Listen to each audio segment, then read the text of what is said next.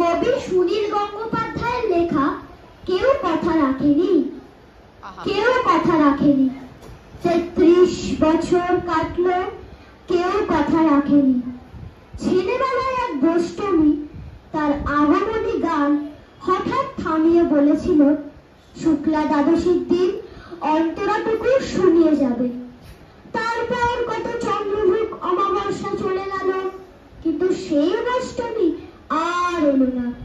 25 বছর প্রতীক্ষায় আছি। মামা বাড়ির মাঝে নাদের আলী বলেছিল, বড় হয় দাদা ঠাকুর, তোমাকে আমি 3 প্রহরের বিল দেখাতে নিয়ে যাব। সেখানে পদ্ম ফুলের মাথায় সাপ ও ভ্রমর খেলা করে। নাদের আলী, আমি আর কত বড় হব?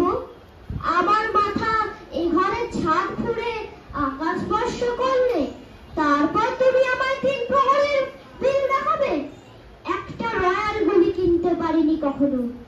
লাঠি লজেন্স দেখিয়ে দেখিয়ে চুষেছে লস্কর বাড়ির ছেলেরা। চৌধুরীদের গেটে দাঁড়িয়ে দেখেছি ভিতরে রাস উৎসব, অবিরল রঙের ধারায় সুবর্ণ কঙ্কন পরা ফর্সা রমণীরা কত রকম আমোদে এসেছে।